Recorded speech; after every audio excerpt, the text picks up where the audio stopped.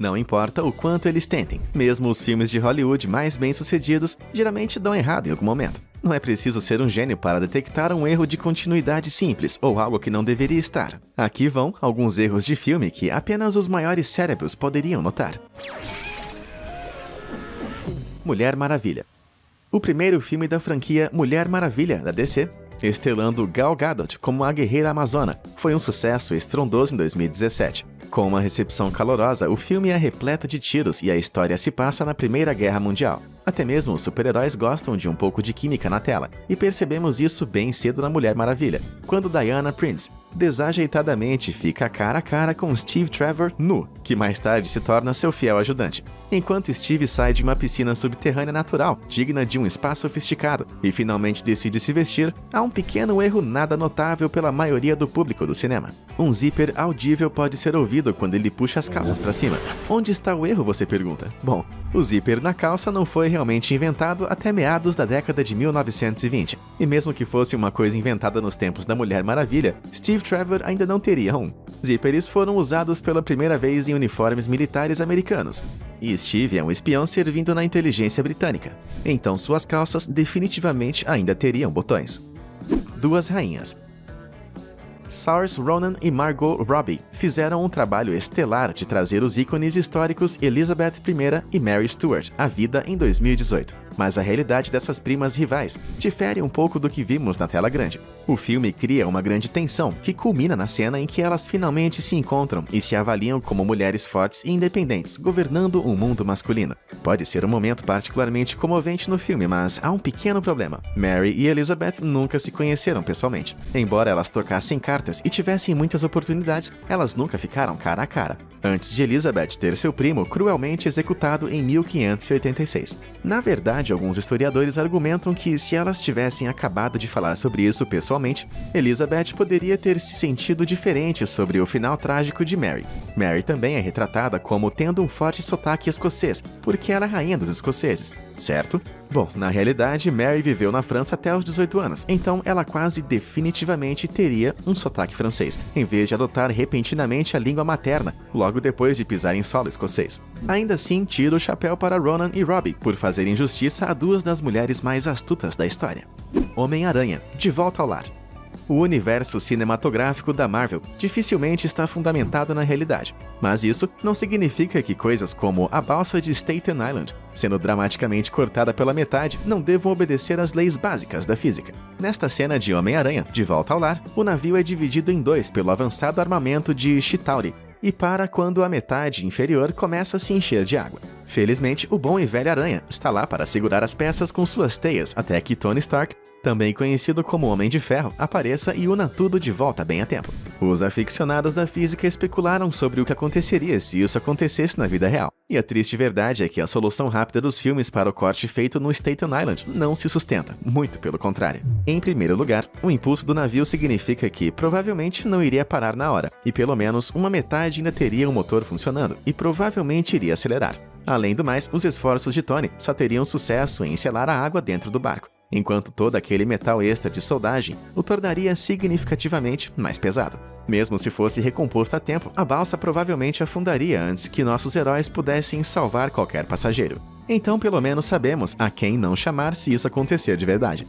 Velozes e Furiosos. Falando em jogar a física pela janela, vamos voltar nossa atenção para uma das franquias de filmes mais rebuscadas que existe, Velozes e Furiosos. No oitavo episódio da série, em 2017, dramaticamente intitulado de The Fate of the Furious, parece que vale tudo. Em uma cena memorável, a equipe é perseguida por Cypher, interpretada por Charlize Theron, em um submarino nuclear que rasga o gelo, perseguindo os veículos em uma velocidade vertiginosa.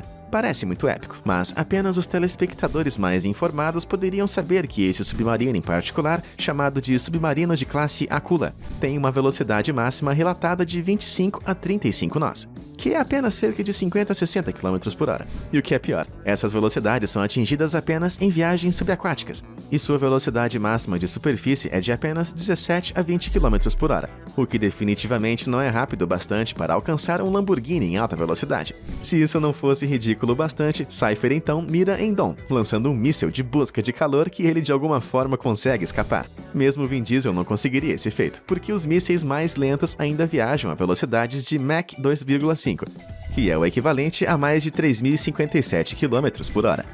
Dom escapa ileso, enquanto de alguma forma controla o carro em um terreno perigoso e gelado. O cara é bom mesmo. Bohemian Rhapsody.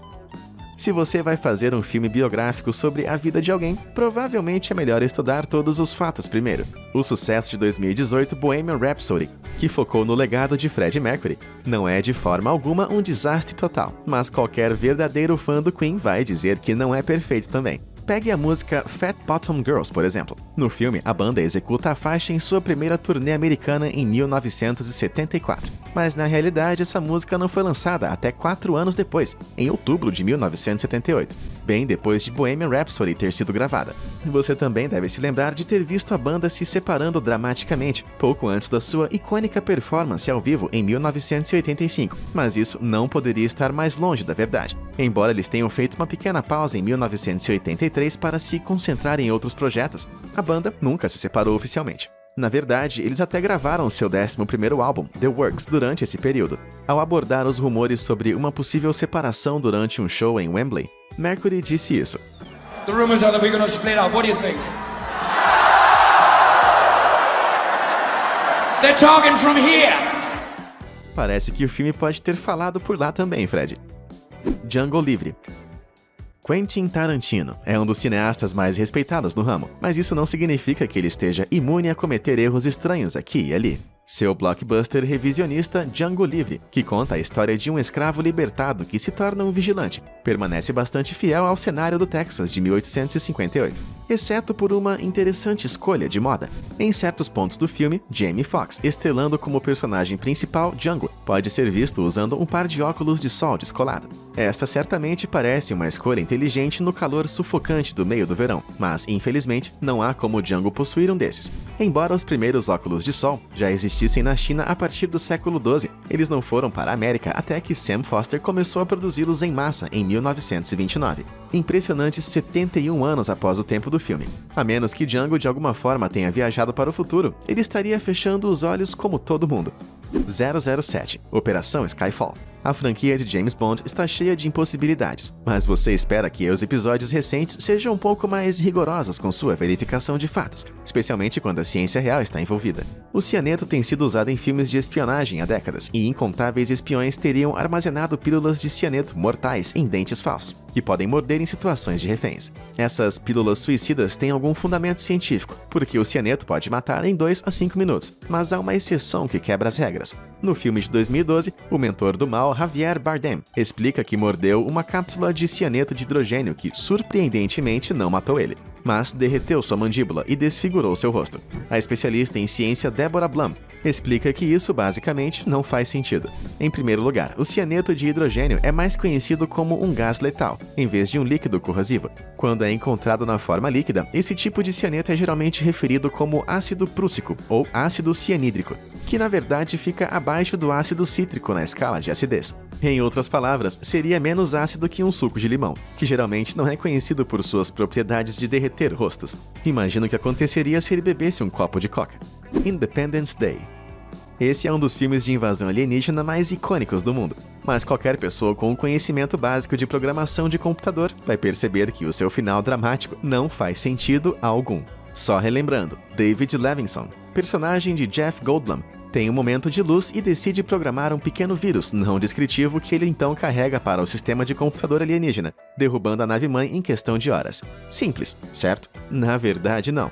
De acordo com críticos fluentes em tecnologia, este plano mestre para salvar a raça humana não é apenas estúpido, é quase impossível. Isso ocorre porque os vírus de computador são escritos para sistemas operacionais específicos. Os vírus do Windows são escritos para o Windows. Os vírus que afetam os Macs são escritos nos Macs, e assim por diante. Supondo que a tecnologia usada pelas naves alienígenas já ultrapassasse o conhecimento humano em cerca de 200 anos ou mais, parece bastante improvável que Levinson pudesse simplesmente criar um vírus capaz de corromper um sistema operacional totalmente desconhecido, especialmente considerando que ele fazia tudo usando um PowerBook da Apple, o que dificilmente era o auge do processamento de computador. Coração Valente. pode ser uma das peças mais celebradas do cinema histórico, mas alguns argumentariam que o filme vencedor do Oscar, Coração Valente, errou mais do que acertou. Você vai se lembrar de assistir a um Mel Gibson de rosto azul, ostentando um kilt, mas esse traje icônico foi uma confusão histórica, não permanecendo fiel às guerras anglo-escocesas reais. Embora a pintura facial azul que os membros do clã usam na batalha seja certamente assustadora de se olhar, os historiadores apontaram que essa tradição foi abandonada centenas de anos antes. O uso de tinta facial foi identificado como um hábito dos celtas e pictos pré-romanos, não dos escoceses medievais. Além disso, embora a história se passe no final do século XIII, os kilts não foram inventados até o século XVI, tornando essa escolha de moda incomum cerca de 300 anos antes. Homens do clã como William Wallace teriam realmente usado uma vestimenta conhecida como Lane Croix durante a batalha. Essa túnica amarela teria sido tingida com açafrão, se você fosse rico, ou urina, se você fosse um camponês. Pelo menos ele se livrou dessa. Gravidade. O épico espacial de Alfonso Cuarón, de 2013, fez um ótimo trabalho na maioria das coisas, exceto talvez por ter uma boa compreensão do conceito do próprio título. A cena mais tensa do filme, aquela em que os personagens de Sandra Bullock e George Clooney são provisoriamente amarrados à sua nave a apenas um movimento errado de derivar para o vazio infinito do espaço, é fundamentalmente falha por causa desse erro. Isso mesmo, alerta de spoiler.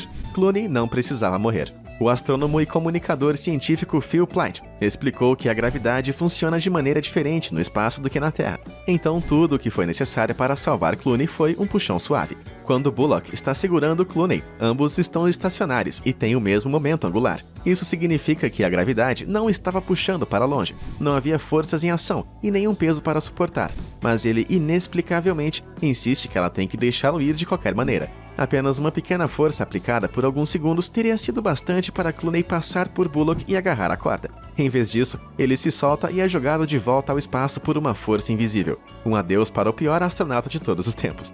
Titanic. James Cameron é um verdadeiro perfeccionista quando se trata de dirigir. Então, o que poderia haver de errado com seu romance trágico que definiu uma era? O filme é uma adaptação dos eventos reais do naufrágio do Titanic em 1912, com alguma licença artística adicional. Mas o erro identificado pelo astrofísico Neil deGrasse Tyson é muito mais minucioso do que você poderia imaginar. De acordo com Cameron, deGrasse Tyson enviou vários e-mails sarcásticos para o diretor, alegando que ele falhou em retratar um céu noturno historicamente preciso em uma das cenas mais icônicas do filme. Isso mesmo, quando Rose está deitada ali, tremendo de frio e olhando para as estrelas acima dela, ela não está realmente vendo a constelação correta. Você acredita? De acordo com deGrasse Tyson, a parte esquerda do campo do céu, usada por Cameron, também era uma imagem espelhada da direita. Depois de alguns encontros cara a cara, Cameron desafiou o astrofísico a enviar uma representação precisa, mostrando o céu como ele apareceria na noite de 15 de abril de 1912 por volta das 4h20. deGrasse Tyson felizmente concordou, e o céu noturno original foi substituído bem a tempo para o relançamento em 3D do movimento em 2012. Estou feliz que esteja resolvido. E aí, você foi inteligente o bastante para notar alguns desses erros nos filmes? E sabe de alguma outra que deixei de citar? Conta pra gente nos comentários. Não esqueça de se inscrever no canal. Muito obrigado por assistir e até a próxima!